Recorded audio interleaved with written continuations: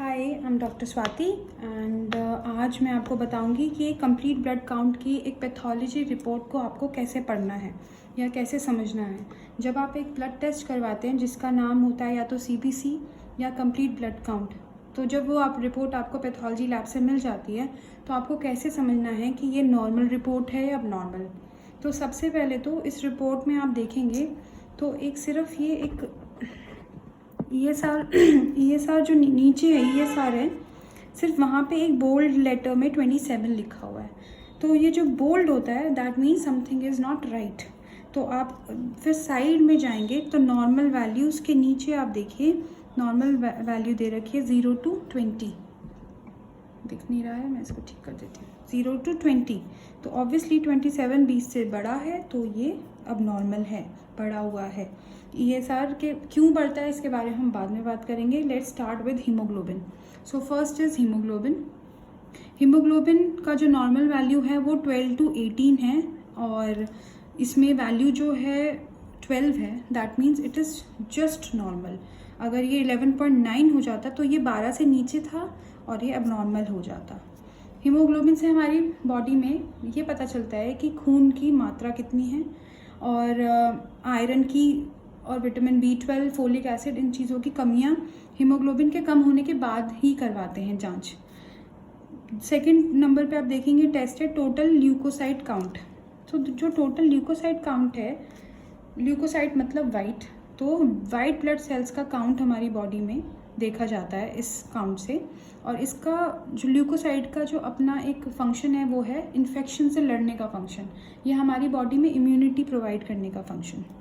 आप देखिए normal value is 4000 to 11000, तो 5600 जो है वो 4000 11,000 के बीच में पड़ रहा है, तो जिसकी वजह से इस हम वैल्यू को नॉर्मल बोलेंगे। फिर नेक्स्ट में आप आएंगे तो न्यूट्रोफिल काउंट है। न्यूट्रोफिल्स की वैल्यू 40 to 70 नॉर्मल दे रखी है और हमारे पेशेंट की वैल्यू 60 है, that means this is also normal. तो न्यूट्रोफिल बढ़ते कहाँ पे हैं? न्यूट्रोफिल ज़्यादातर बैक्टीरियल इन्फेक्शंस में बढ़े हुए पाए जाते हैं।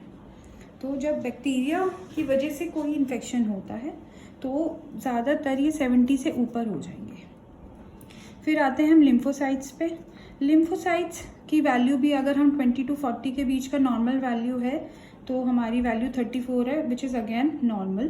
तो लिम्फोसाइट्स ज़्यादातर वायरल इन्फेक्शंस में पड़ते हैं और कोविड में लिम्फोसाइट्स बहुत बड़े हुए थे, टाइफॉइड में बड़े हुए होते हैं। अब आप कहेंगे कि टाइफॉइड तो बैक्टीरियल इन्फेक्शन है, पर यह देखा गया है कि जब पेशेंट को टाइफॉइड होता है तो लिम्फोसाइट्स ज़रूर बड़े हुए होते हैं। न्यूट्रोफिल कम हो जाते हैं, लिम्फोसाइट्स बढ़ जाते हैं। फिर नेक्स्ट आता है ईसिनोफिल। ईसिनोफिल हमारी सारी एलर्जीज़ में बढ़ जाता है। हमारे अंदर अगर कोई पैरासाइट है, हुकवर्म है, पेट के कीड़े जिनको हम बोलते हैं, जो कि हमारे स्टूल्स में निकलते हैं, या फिर किसी भी तरीके की ENT रिलेटेड समस्या है, छींके हैं, एस्थमा है, तो ईसिनोफिल्स हमारे बढ़ जाएंगे। तो ये ज़्यादातर 1 या 2 होते हैं, पर वो 5% से ऊपर हो जाते हैं अगर एलर्जिक कंपोनेंट प्रेजेंट है तो। मोनोसाइट्स 0 to 1 to 6 ये भी नॉर्मल है। मोनोसाइट्स के बारे में हम ज़्यादा नहीं बात करेंगे क्योंकि मोनोसाइट्स जो है वो एक बड़ा रिलेटिवली बढ़ना और घटाना दिखाता है। इसके बारे में आप अगर नॉर्मल है तो ज़्यादा चिंता की बात नहीं है। हाँ, अगर थोड़ा बढ़ा हुआ है, मान लीजिए ये 0 to 1 to 0 to 6 नॉर्मल है और इस पेशेंट का मान लीजिए 8 होता, तो हम पुराना वायरल का बुखार या फिर पुरानी कोई वायरल जो अब ठीक हो चुका है उसके बारे में उससे हिस्ट्री ले सकते हैं। Last is basophil. बेसोफिल अगर बढ़ा हुआ है, वैसे तो 0 ही होता है, पर कभी कभी 5%, 2 to 5% भी होता है, तो हम इसमें फिर ल्यूकीमिया की आगे की जांच लिख देते हैं। ल्यूकीमिया मतलब ब्लड कैंसर। ठीक है, अब हम आ जाते हैं RBC काउंट पे।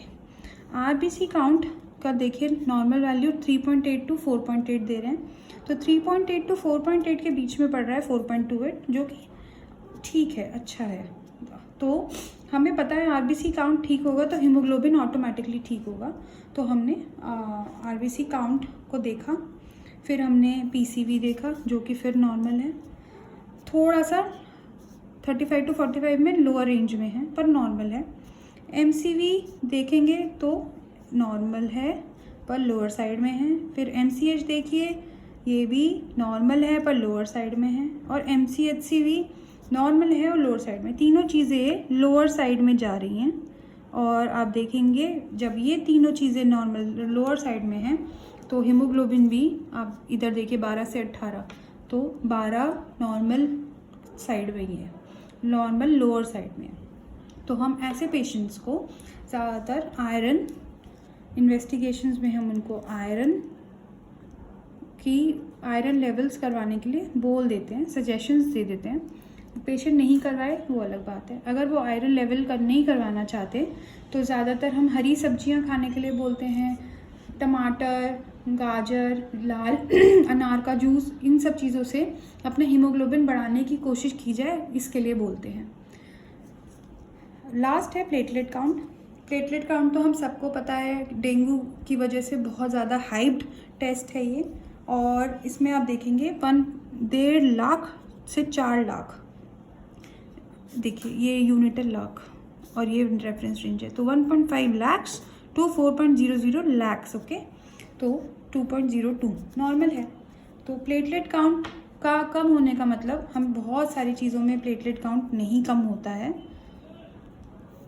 तो सबसे पहले अगर प्लेटलेट 1.5 लाख से कम आया तो आप डेंगू टेस्ट करवाएं, डेंगू नेगेटिव है तो चिकनगुनिया करवाएं। ज़्यादातर आजकल पैकेजेस बनते हैं और आप वो भी करवा सकते हैं। बहुत बार ऐसा होता है कि कोई दवाई ली, जैसे हमने किसी और वजह से दवाई ली और प्लेटलेट कम हो गया, तो उसको हम कहते हैं इडियोपैथिक थ्रोम्बोसाइटोपेनिया।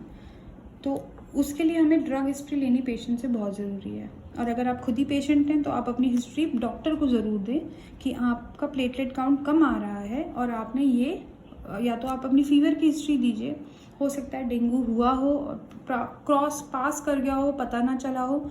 और अगर वो भी नहीं हुआ है तो आप चिकनगुनिया और कोई ड्रग हिस्ट्री, चाहे वो हार्ट रिलेटेड हो या किसी भी वजह से आपने कोई ड्रग लिया हो, दवाइयाँ ली हों, तो आप वो ज़रूर बताएं। लास्ट इज़ ESR इसमें देखिए बढ़ा हुआ है। मैंने जो नॉर्मल एक पैटर्न देखा है वो ये है कि हीमोग्लोबिन अगर कम है ना तो ESR ऑब्वियसली बढ़ जाएगा, ये क्योंकि इन्वर्सली प्रोपोर्शनल होते हैं। और ESR बढ़ने के जो बीमारी वाले कारण हैं उसमें सबसे पहले तो हम TB सोचते हैं। TB अगर पेशेंट को गठिए का दर्द रहता है, जोड़ों में दर्द रहता है, तो हम ESR के बेसिस पे बाकी आर्थराइटिस के टेस्ट लिख देते हैं गठिए के दर्द में। तो आर्थराइटिस का एक पैकेज ज़्यादातर लैब्स में प्रेजेंट होता है, आप बोल सकते हैं कि आर्थराइटिस का पैकेज। अगर बोन में पेन्स हैं, पेन है और सुबह जॉइंट्स में पेन है, सुबह उठ के बहुत अकड़न रहती है बॉडी में, तो आप ESR के बेसिस पे फर्दर टेस्टिंग आप करवा सकते हैं। TB में अगर खांसी है, शाम को बुखार चढ़ता है, वेट लॉस हो रहा है, तो आप TB की जांच के लिए चेस्ट एक्सरे सबसे पहले करवा लीजिए और गले के आसपास अपना देखिए कि कोई गांठ तो नहीं हो रही है। तो इस तरीके से हम एक basic complete blood count report को हम पढ़ सकते हैं अपने आप। रेफरेंस रेंज को पहले देखिए और उसके साथ अपनी वैल्यू को कंपेयर कीजिए और उससे आपको पता चल जाएगा। जो बोल्ड न्यूमेरिकल्स होते हैं उनसे बहुत आइडिया लगता है आपको भी और डॉक्टर्स को भी, क्योंकि सब पढ़ना तो इजी नहीं होता, हर कोई नहीं पढ़ता। सबसे पहले हम बोल्ड लेटर्स देखते हैं, बोल्ड न्यूमेरिकल्स देखते हैं, तो उसी बेसिस पे आप भी देखिए। होपफुली आपको थोड़ा सा समझ आया होगा and I will try more कि एक एक करके सारा मैं समझाती रहूँ आगे। So thank you, bye.